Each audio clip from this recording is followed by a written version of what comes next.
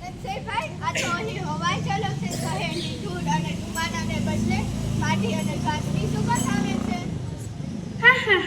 હા ભાઈ મિહિર, આ જ છે ગામડાનું જીવન. સવારે પક્ષીઓના કલરવ સાથે ઉઠવું, ગમાણમાંથી છાણ ભરવું, ગાય ભેંસોના દૂધ દોહવા, ઘર વપરાશ માટે રાખી વધારાનું દૂધ ડેરીએ ભરાવવું, ખેતરે જવું.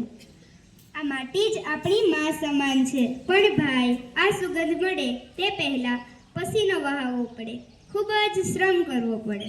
ખરેખર? મતલબ મુશ્કેલીઓ છે? મુશ્કેલીઓ કેવી ભાઈ? આ તો શ્રમનો આનંદ જ આનંદ. ખેડૂત ખેતરે જાય એટલે ખેતર ખેડે, બીજ પસંદ કરે, વાવણી કરે, નીંદણ કરે, પાણી આપે, પાક લણે, અનાજ ખડામાં લઈ જાય, પછી તૈયાર કરીને ખેડૂત બજારમાં મોકલે. એટલે ખેડૂત જગતનો તાત કહેવાય છે. આમ એક ચોક્કસ સમય ચક્ર પૂર્ણ થાય છે.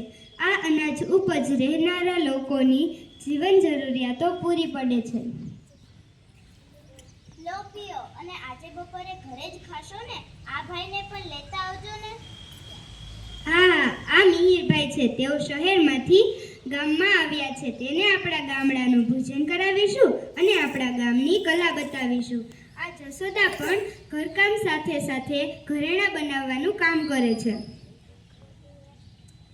અરે વાહ, કયા પ્રકારના ઘરેણાં?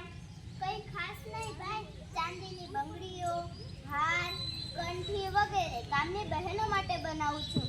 અમે ખેતી સાથે સાથે પશુપાલન અને સ્વરોજગારી માટે આ કામ કરી લઈએ છીએ. ખૂબ જ સરસ. તમે તો બહુ સારા ઘરેણાં બનાવો છો. અમારા શહેરમાં તો બધું જ તૈયાર મળી જાય છે. અને આ બધા લોકો શું કરે છે? આ ધીરજભાઈ છે. તેઓ દરજી કામ કરી પોતાની આજીવિકા રળે છે અને આખા ગામના ભાતના કપડાં સીવી તૈયાર કરે છે.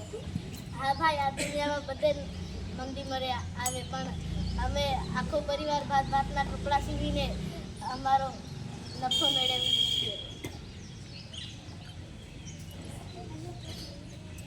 એ મધુબા, તમે ખેતરે પહોંચો, હું પણ પહોંચું જ છું. ઓલા આંબાવાડી વાળા વાવેલા ખેતરમાંથી નિંદામણ દૂર કરજો. એ સારું, હું મારા ખેતરે જઈ અને મારું કામ પૂરું કરીશ. મને સાંજે સેટ મજૂરી આપી દેજો, મારે ઘરનો સામાન લેવો છે. એ હા, કાંઈ વાંધો નહીં. તમે તમારે સાંજે આવીને મજૂરી લઈ જશો. અને મધુબા, બપોરે ખેતરેથી આવો ત્યારે ગાય ભેંસ માટે ચારો લેતા આવજો ને. આ પશુપાલન માટે પણ મહેનત કરવી પડે ને. ખરું બોલ્યા. ગાય ભેંસ બકરી એ આપણા પરિવારના જ સભ્યો છે. પણ દૂધ ઘી ખાતર બધું કામ આવે છે. ખરેખર પશુપાલન વિના તો આપણું ખેતી અધૂરી જ છે.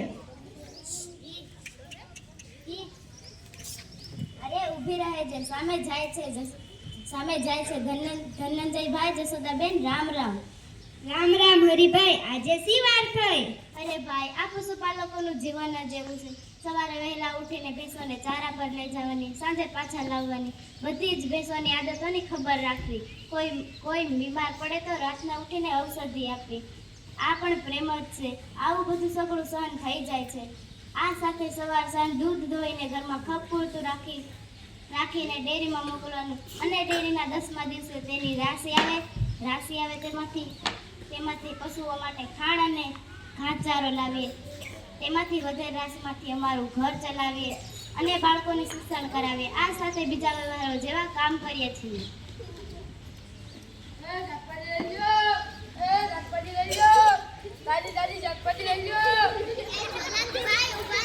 થોડું શાકભાજી આપતા જજો. બોલો બેન, હું લેવો.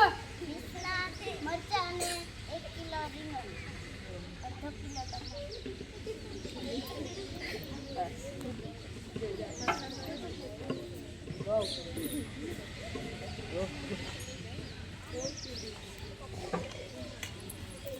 આપને તો આ બધી ભેંસોને ઓળખતા જ હશો ને? એ કેટલું દૂધ આપે છે? હા ભાઈ, આ મારી ભેંસોને એમના રંગ, ઢંગ અને ચહેરાના આધારે ઓળખીએ છીએ. આ જુઓ, આ કાળીવાળી એ કાજલ અને ચિતકાબરી એ ચિતલ. આ બધા મારા બાળ સમાન છે. ચાલો હવે જાઓ, નહીંતર આ બધી ભેંસો કોકના ખેતરમાં ઘૂસી જશે. એ રામ રામ.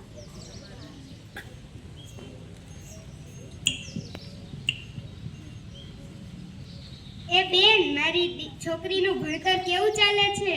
કેમ છો બેન? હા ધનંજયભાઈ, તમારી દીકરી કૃપાનું ભણવાનું ખૂબ જ સારું ચાલે છે. તે નિયમિત છે અને ખૂબ જિજ્ઞાસુ પણ છે. તે બધી જ પ્રવૃત્તિઓમાં ભાગ લે છે. એ સારું, આભાર. તેને સાચવજો. ખરેખર ગામડાનું જીવન ગૂંથણી જેવું છે. ખેતી, પશુપાલન, કારીગર વર્ગ, સેવા આ બધું એકબીજા સાથે જોડાયેલું છે. દરેકનો દરેક પર આધાર છે. બરાબર સમજ્યો ભાઈ. આપણું ગ્રામ્ય જીવન સહકાર અને પરસ્પર અવલંબન ચાલે છે. હું ખેતી કરું છું, હરિભાઈ પશુપાલન કરી દૂધ વેચે છે, રામભાઈ લુહાર કામ કરે છે,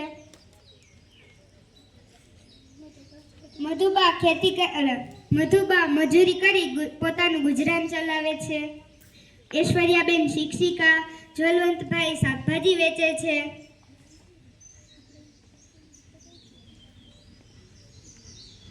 જોયો ને બેન, આ અન્ય વ્યવસાય. આ રામભાઈ છે, તેઓ લુહારી કામ કરી રહ્યા છે.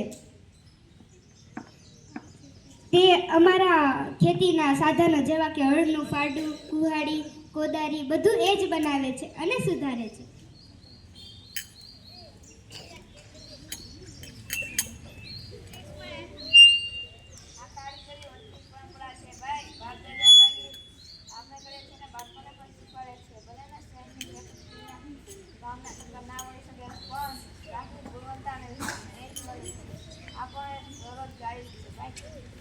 એ આવજો.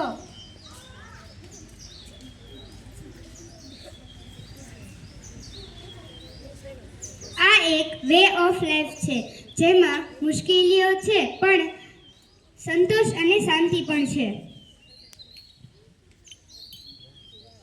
ચાલો હવે ઘરે ચાલો. હું ઘરે જાઉં છું અને ભાત તૈયાર કરું છું. તમે રસ્તામાં વાતો કરતા આવજો.